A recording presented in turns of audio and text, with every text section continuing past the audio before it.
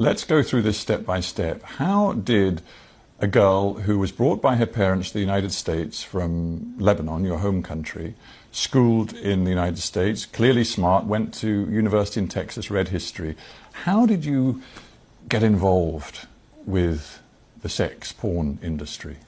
I don't think low self-esteem discriminates against anyone. It doesn't matter if you come from a great family or if you come from a not so great background. I struggled my entire childhood with weight, and I never felt attractive or worthy of male attention. And suddenly, my first year of college, I start losing all this weight from making small changes. And by the time I graduated, I was ready to make a bigger difference. I felt extremely self-conscious about my breasts because that was the first thing to go when I lost all the weight. I lost about 50 pounds. I don't know how many kilos that is, or stones. Well, it's a considerable amount of weight. Yeah. It changed your body, it changed you physically. Completely. Yeah. So my biggest insecurity was my breasts. So I wanted to more or less go back to what they normally were. And once I did that, I started garnering all of this attention from men, and I was never used to it. And I felt like unless I held on to it and kind of did what was asked of me or what was expected of me, it would go away. And after feeling what it was like, that validation and, you know, the compliments for the first time, I did not want that to go away. You were spotted, I think, on a street. I mean, there you were a young graduate wanting to sort of find a job, and you were spotted on a street by a guy who said, I can work with you, and clearly he opened up and said, it's the porn business. What was it in you that far from running away, was drawn into it? It wasn't. That's not how it was. It wasn't just, hey, do you want to come do porn? It was more so, oh, you're beautiful. Like, would you like to do some modeling? Oh, you know, you have a great body. Like, I think you'd be great in nude modeling. Things like that. And after I came and toured the studio, you know, it was very respectable. It was a gorgeous location. It was in Miami, in Doral, Florida. It was clean. Everyone who worked there was nice. All of their cubicles were decorated with family photos. Like, it was nothing dodgy or that made me uncomfortable. And after, the first time I went in wasn't the first time I filmed a porn movie. It was the second time. The first time was more so, do you want to do this? Like, sign the paperwork, et cetera, et cetera. These guys, they just saw you, frankly, as a money machine. Absolutely. But you still had no advisors, you had no lawyer, you had no nothing. So what 21-year-old has a lawyer on retainer?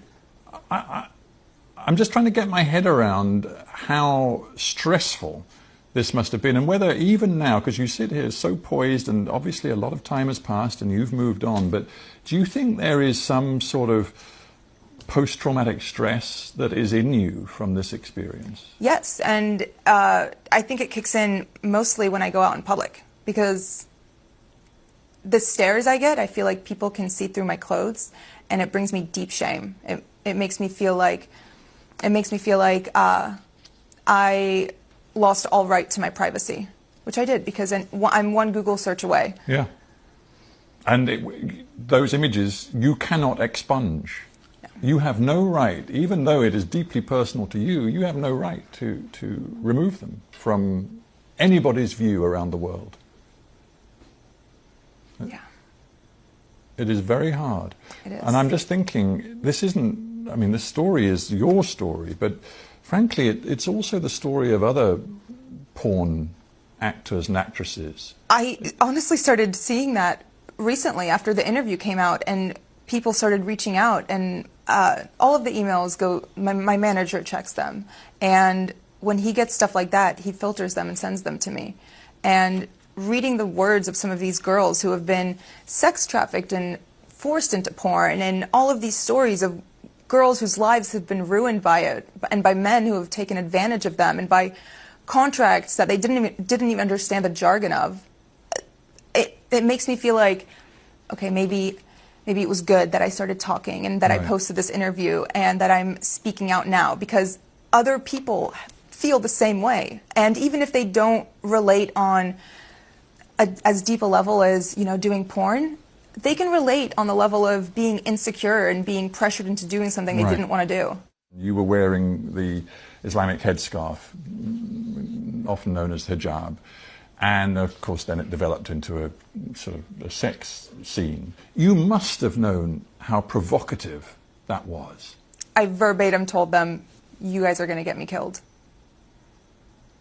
And they said? They just laughed. Why didn't you then say, "I'm not doing it"? Intimidation. I was scared.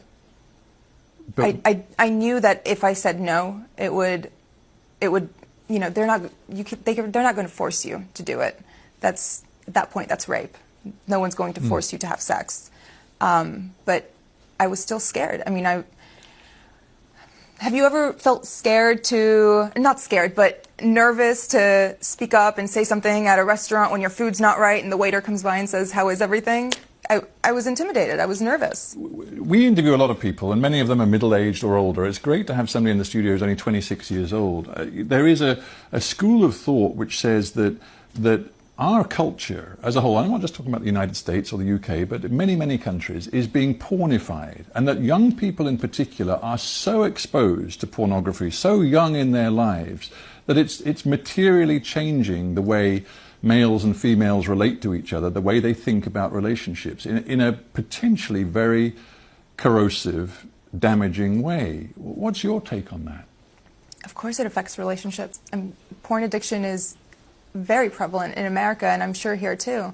The things that men see in videos, they expect from the women in their lives, and that's just not reality.